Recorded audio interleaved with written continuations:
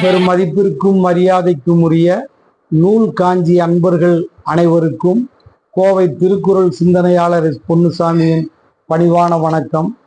இன்று உங்களிடத்திலே ஒரு நிகழ்வினை தெரிவித்து அதற்கு ஏற்ப ஒரு திருக்குறளை சொல்ல விழைகிறேன்.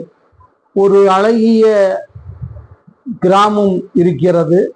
அங்கே பலதரப்பட்ட மக்கள் வாழ்ந்து வருகிறார்கள். அதிலே எல்லா மதத்தினரும் எல்லா கோயில்களும் அந்த ஊரிலே இருக்கிறது. அதில் ஒருவர் மிகவும் பக்தி சிரத்தையோடு இருக்கக்கூடியவர் தான். ஆனால் அவர் என்ன என்றால், தான் தொழுகின்ற தெய்வம் மட்டுமே உயர்ந்தது, ஏனைய தெய்வத்தினுடைய குரலோ அந்த பாடல்களோ தன் காதில் விழக்கூடாது என்று நினைக்கக்கூடிய ஒரு விதமான இறையியல் கடும்போக்கு உடையவர். மற்றவர்கள் இவருடைய தன்மையை தெரிந்து பாடல்களை பாடினால் இவர் காதில் கேட்கக்கூடாது என்று கருதி, நாம் எப்படி காதிலே கடுக்கம் போடுவது போல அவர் 2 காதிலும் சிறிய மணிகளை குண்டலங்களை அணிந்து கொண்டார்.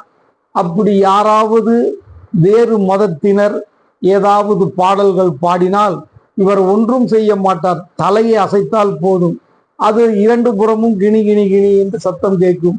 அப்ப பிறருடைய சத்தம் அந்த பாடல்கள் தனக்கு கேட்காது என்று இவ்வாறு வாழ்ந்து கொண்டிருந்தார். நாள் ஒன்று வந்தது, அவர் மரணித்து விட்டார். சித்திரகுப்தன் அழைத்து கொண்டு செல்கிறார்.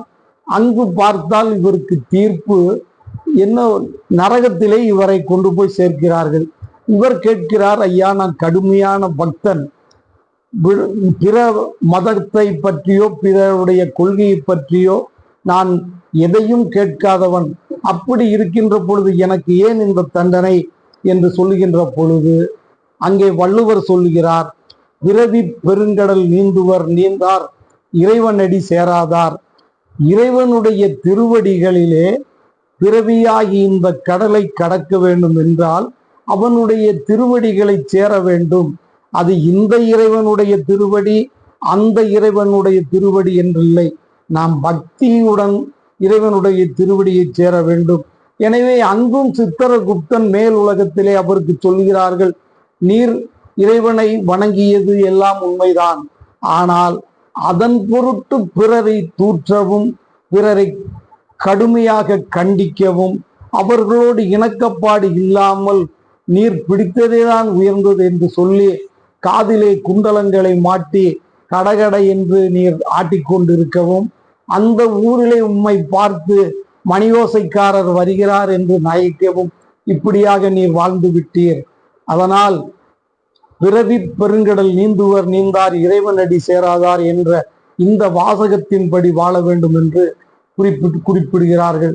இது போன்ற செய்திகள் உங்களுக்கு தொடர்ந்து வர வேண்டும் என்றால் நீங்கள் நூல் காஞ்சி என்கின்ற யூடியூப் சேனலை பதிவு செய்வதோடு பிறருக்கும் பகிர்ந்து கொடுத்து ஆதரிக்குமாறு அன்புடன் வேண்டுகிறேன். அடுத்த பதிவில் உங்களை சந்திக்கிறேன். நன்றி, வணக்கம்.